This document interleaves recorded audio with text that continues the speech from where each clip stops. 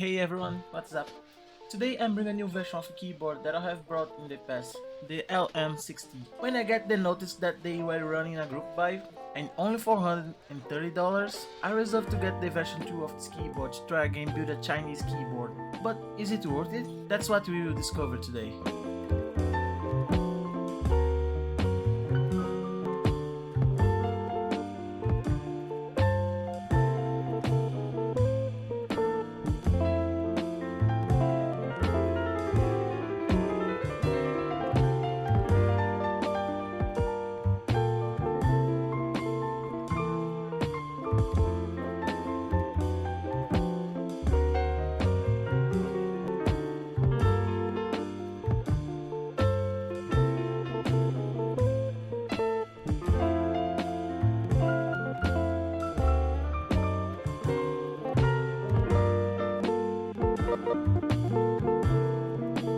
Talking about the changes from the version 1 to the version 2, they did a few changes which I really liked. In its first version, the keyboard has a straight cuts with very few curves, and make it seems like a rustic keyboard. A classic appearance, what I don't consider a bad thing to be honest. But in the version 2 of this keyboard, they choose to change it. The keyboard has now more curves, and it also gives an impression of that is more well finished. The side profile now has a possibility of pressing RGB, a little similar to the glorious GMMK Pro. Unfortunately, for the PCB that I'm going to use, the underglow RGB here is not lateral and make it a little difficult to show.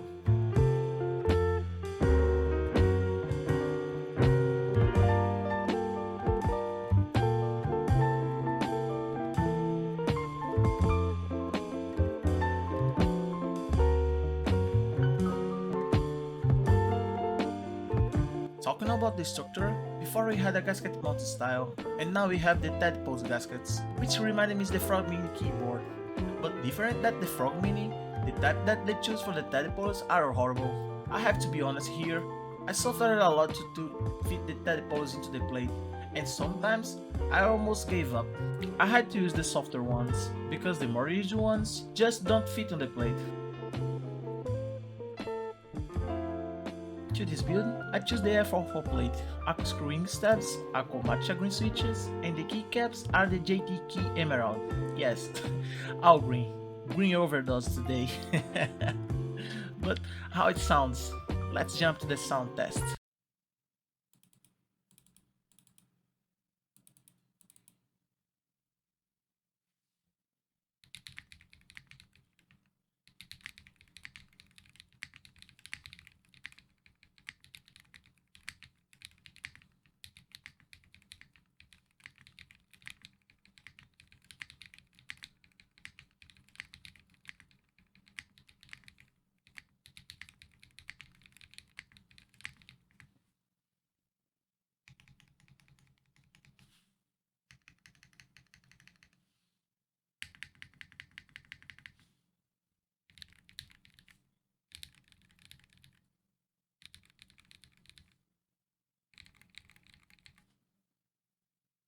Well, this is how it sounds without any modifications.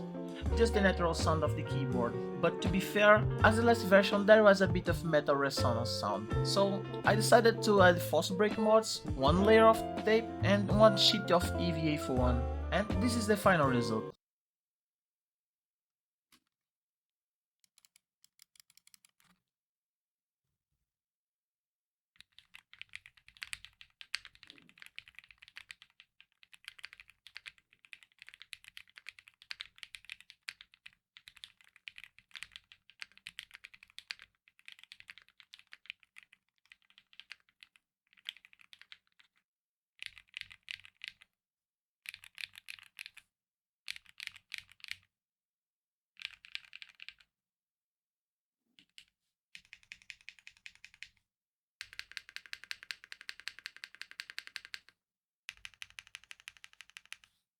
Well, I have to say, I really like it, they both sounds, but you decide which one is better.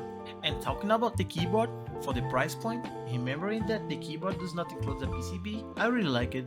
Well, it's not the best keyboard in the world, it's too far from it, but comparing against my Keychron Q4, well, I really prefer the LM60 V2.